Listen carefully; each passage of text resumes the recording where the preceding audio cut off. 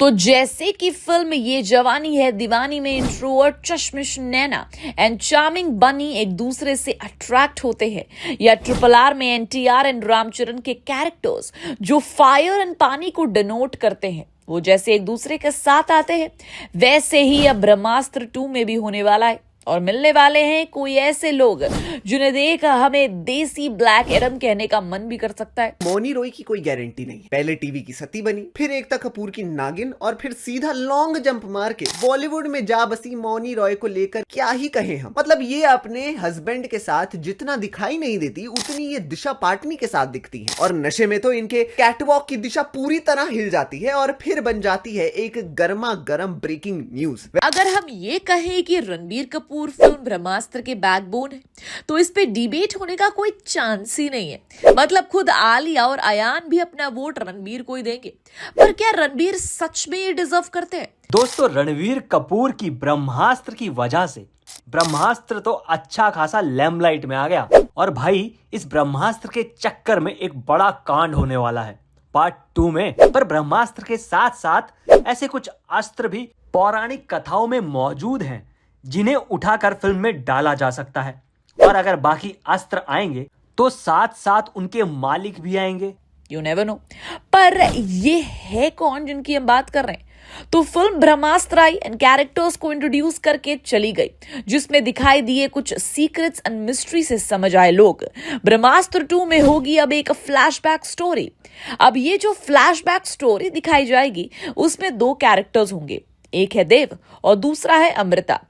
एक passionate fire से भरा हुआ है और शांत और समझदार अमृता, और शिवा इनका ही बेटा है। इसलिए जहां अमृता देवी के प्यार में पड़ जाती है वो स्टोरी भी तो बताने जरूरी है। पर कहानी में ट्विस्ट आने वाला है बिकॉज देव शांत नहीं बैठने वाला, इसके एम्बिशंस चुप नहीं बैठने देंगे, और एक पॉइंट पे DC यूनिवर्स का पॉपुलर कैरेक्टर ब्लैक एडम की तरह भी लगने लगेगा।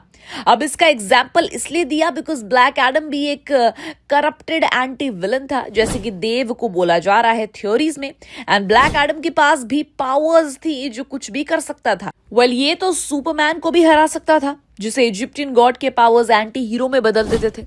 अरे इसके पास तो टैक्टिक्स थे, इसके पास स्किल्स थे, ये इंटेलिजेंट था, और देव का कैरेक्टर भी कुछ ऐसा ही है, हल्का फुल्का कैरेक्टर नहीं है। बिकॉज उसे ब्रह्मास्त्र चाहिए, इसका मतलब वो बहुत बड़ी सोच रखता है, तो करेज भी है ब्लैक एडम की तरह इसके पास। वैसे एक और बात आपने नोटिस की होगी तो ब्लैक एडम को कैद किया गया था और वो रिलीज होकर वापस आया था, और ऐसा ही आपने देव के साथ भी देखा है। तो ऐसी तो बहुत सारी सिमिलैरिटीज दिख रही हैं दोनों कैरेक्टर्स में अभी, और ऐसा जरूर है कि आगे चलकर देव भी इसी तरह से बहुत कुछ करने वाला है। मतलब देव का हीरोइज्म तो हमें देखने को मिलेगा ही, बिकॉज जाहिर सी बात है ब्रह्मास्त्र 2 देव पर ही बनाई जा रही है। पर पावर्स की वजह से करप्ट होता हुआ हीरो किस तरह इविल शब्द की डेफिनेशन बदल देता है, ये इसका मेन प्लॉट होगा। वैसे ये सुनकर इतना मजा आ रहा है तो देखते वक्त क्या क्या होगा यू डोंट इवन नो।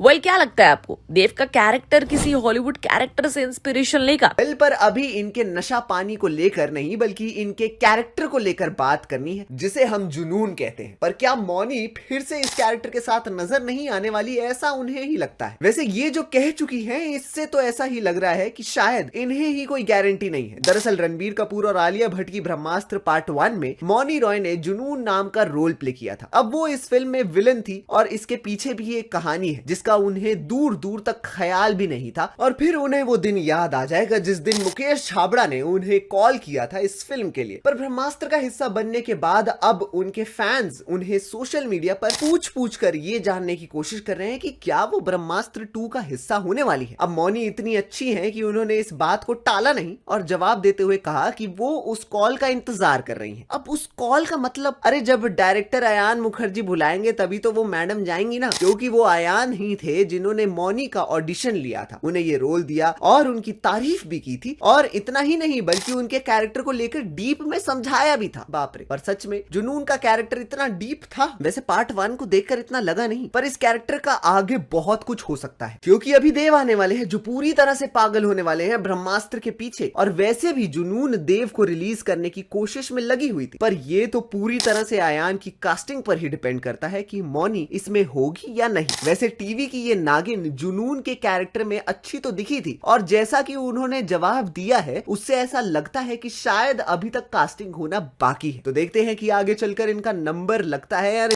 वैसे ये लाइन सुनकर बहुत सारे लोग एनिमल मोड में आ जाएं, उससे पहले हम आपको बता देते हैं कि ये सब अगर खुद रणबीर ही सोच रहे होंगे अपने बारे में तो क्या कहेंगे आप। तो ब्रह्मास्त्र जैसी सुपर फैंटेसी फिल्म देखकर ऐसा लगा कि ये तो बस ट्रेलर था, असली पिक्चर देखना अभी बाकी है, जो कि आने वाली है 2026 में। पर लगता है इस बार रणबीर को अपने कैरेक्टर के ऊपर बहुत ज्यादा काम करना है। You know why? Because ब्रह्मास्त्र के परफॉर्मेंस से वो खुद ही सेटिस्फाइड नहीं है, ऐसा उन्होंने ही कहा। दरअसल जब ब्रह्मास्त्र के लिए Dada Saheb Phalke international film festival में रणबीर को बेस्ट एक्टर का अवार्ड मिला, तब उन्होंने अपने मुंह से बोला कि बेशक मैं बहुत आभारी हूं, मुझे ये सम्मान दिया गया, पर मुझे नहीं लगता कि मैं ब्रह्मास्त्र के लिए पूरी तरह से इसका हकदार हूं। वो कोई बहुत इंटरनेशनल लेवल की एक्टिंग नहीं थी। वाह भाई, मतलब इस बंदे की लॉयल्टी को तो मानना पड़ेगा। जिसके बाद बहुत सारे लोगों ने उन्हें अप्रिशिएट भी किया, और कुछ फैंस ने तो ये भी कहा कि नेपो टैग होने के बावजूद भी रणबीर कितने ईमानदार है, पर उन्हें सही स्क्रिप्ट चुननी चाहिए थी। अब ब्रह्मास्त्र के कंटेंट को लेकर उतना बवाल नहीं हुआ, पर कुछ लोगों को कुछ कमियां तो फिल्म में जरूर दिखी हैं, जिसके बारे में हम आपको जरूर बताना चाहेंगे। तो अब रणबीर उन्हीं कमियों को सुधारना चाहते हैं, इसलिए वो खुद अयान के साथ बैठकर अपने कैरेक्टर के ऊपर काम करेंगे। बिकॉज इस बार उनके कैरेक्टर को किस तरह से पोर्ट्रे किया जाना चाहिए, इसके ऊपर वो अपने खुद के आइडियाज देंगे। वैसे भी ये सब करना बहुत जरूरी है, बिकॉज ब्रह्मास्त्र के पहले पार्ट में शिवा एक इनकम्प्लीट हीरो लगा, जो अपनी पावर्स और अस्तित्व के बारे में कुछ जानता ही नहीं है। पर पार्ट 2 में इस जर्नी को और गहराई से दिखाना पड़ेगा, बिकॉज शिवा का सेल्फ रियलाइजेशन और अपनी पावर्स को समझना बहुत जरूरी है। पर अगर रणबीर का कैरेक्टर एक्साइटिंग एंड स्ट्रॉन्ग नहीं होगा, तो फैंस इस सेल्फ रियलाइजेशन एलिमेंट से कनेक्ट ही नहीं कर पाएंगे। तो अगर रणबीर का शिवा एक सुपर हीरो की तरह मजबूती से खड़ा नहीं होता, तो इन बड़े विजुअल इफेक्ट्स एंड एडवेंचर को सही मायनों में एंजॉय नहीं किया जा सकता। And secondly, Ranbir 900 Karori animal के बाद पूरी तरह छा गए हैं, पैन इंडिया सुपरस्टार बन चुके हैं। ऐसे में रणबीर के कैरेक्टर को लेकर 1 इंच भी कमी नहीं दिखनी चाहिए। तो आप कितने एक्साइटेड है रणबीर के कैरेक्टर को देखने के लिए?